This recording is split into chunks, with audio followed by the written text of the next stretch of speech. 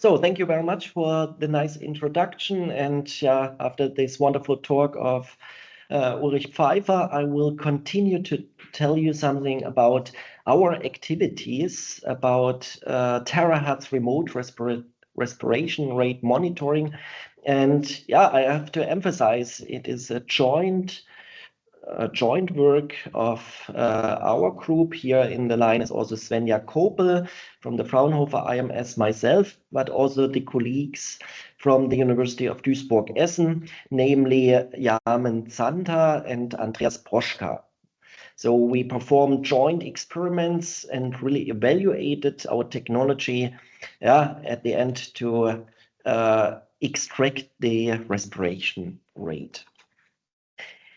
So the overall research question in this area is how can we use terahertz radiation in medicine in general, and how can we extract vital signs such as heart rate, respiration rate, but also other vital parameters using the terahertz technique. So in this graph or in this slide are the current techniques shown. So at the moment, well-established techniques are microwave and near-infrared and RGB technologies. They are widely employed for non-invasive assessment of the person's physiological state and the overall health status. Examples of applications include the monitoring within a hospital area after a discharge from the intensive care unit, or recording of the vital signs for people being cared for. So easy handling and continuous monitoring are particularly important criteria.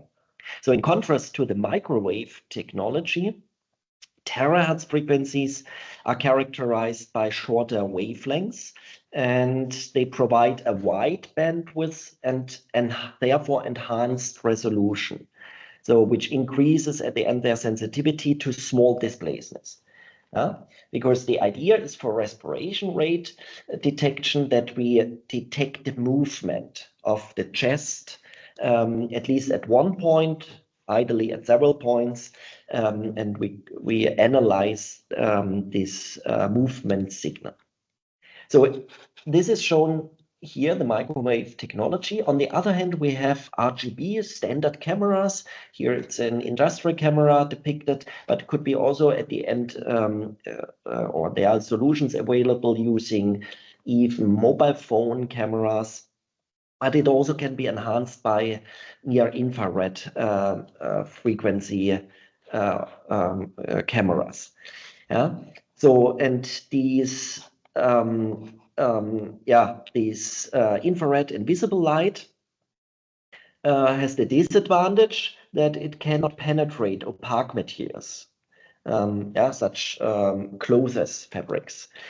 And therefore the terahertz waves are able to monitor the movement of the parts even when they are covered with clothings. So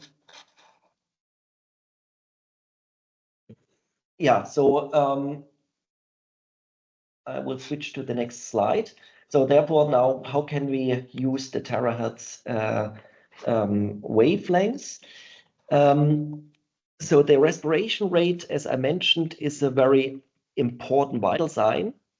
That has been shown to have predictive values for the severe adverse events, and serves, for example, as early indicator for sepsis and shock and cardiac arrest and respiratory insufficiency.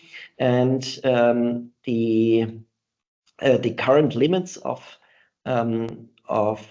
the systems currently working in the terahertz range are that they are using only lower terahertz frequencies. They have also, the current investigations so far had a lack of a systematic analysis, which frequency bands are best suited, and for which method and for which vital sign. And that was the goal of this study. So therefore, we address in this work and now also in this presentation, which constraints do we have when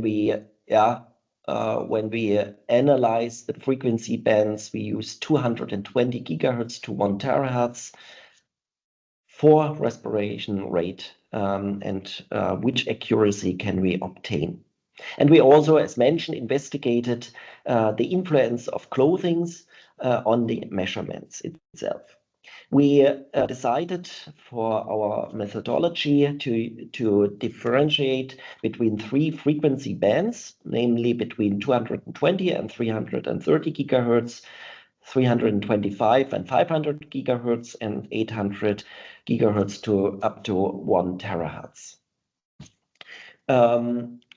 And the overall working principle is that we analyze the motion. We used motion-based methods that analyze the changes in the maximum amplitude, and therefore we can conclude on the respiration rate.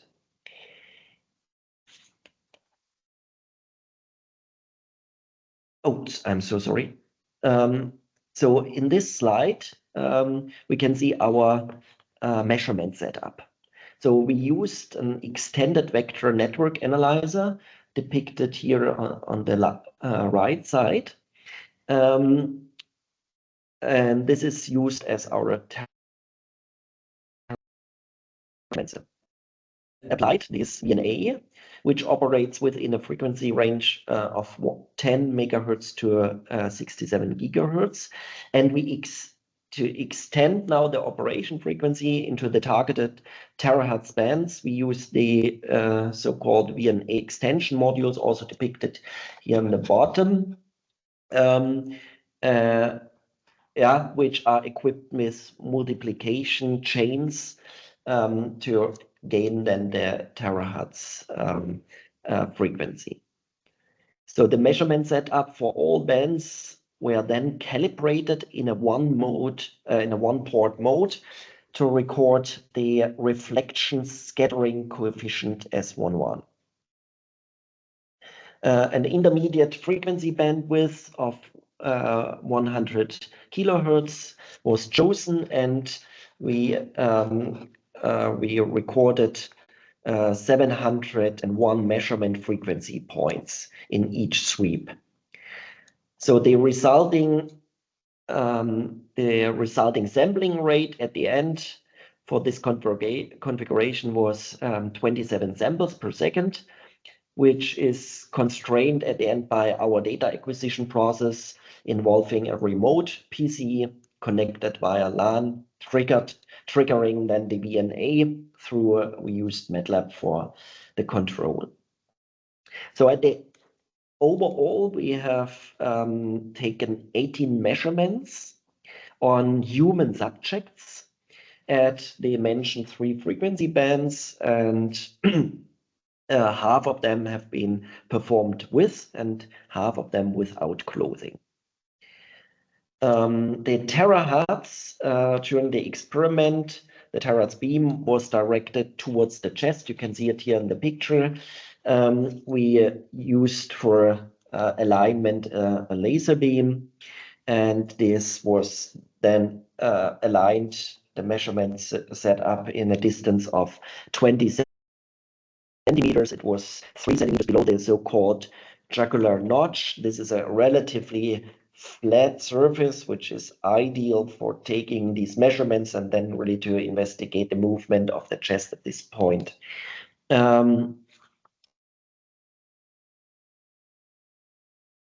Okay, so now after recording all the data, we performed a signal processing chain, which is depicted here in this graph.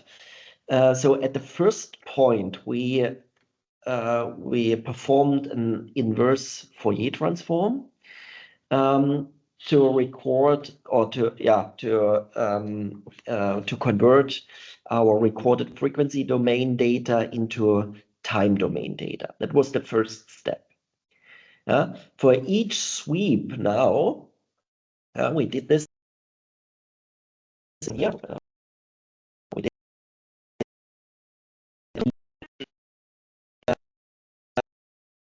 detected the maximum peak vision. So that means it refers then the distance from the antenna with the selected time domain range data via a two-way time of flight method. So in this way, we could extract the distance. So it is assumed that most of the distance of these distance values belong to the body reflection and thus represent the position of the person's chest. We further, and this is shown then on the bottom, performed an outlier reduction. To minimize noise elements. We considered positions by more than 2 centimeters away from the mean value as outliers, and removed them. We furthermore performed bandpass filtering of these resulting distance signals and the acceleration reference signal. Oh, by the way, I forgot to explain, of course, we also had a reference signal that is shown here. We used a standard polar chest belt with an accelerometer. This, of course, gave us the possibility to have a well-established reference signal. And at this state here, we then aligned these signals and we also performed in the last step a normalization of these two signals, of the Terahertz signal and the reference signal, in the range of -1 to 1. Because at the end we are interested in the respiration rate. So that's why we aligned them and did this normalization, and then could conclude at the end now on this time signal, could conclude on the respiration rate. So yes, I think that's so far the signal processing chain, and here are now shown our results, exemplary results of the signal process Terahertz signals. You can see here the 3 different frequency bands. We can see here the differences with closing on the top and without closing on the bottom. And yeah, what is shown is that the periodic respiratory waveforms show good agreement with the reference signal.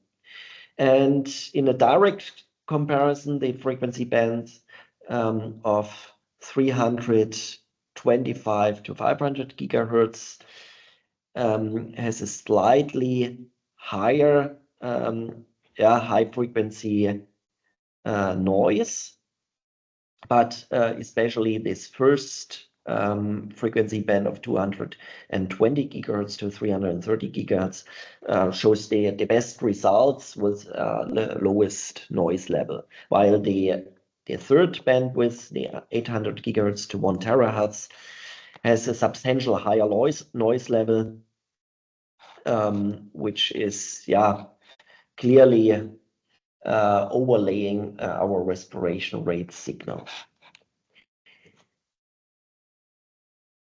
So to analyze all our measurements, we see here a plot of the mean absolute error along with a corresponding standard deviation, so in respirations per minute for all these terahertz measurements.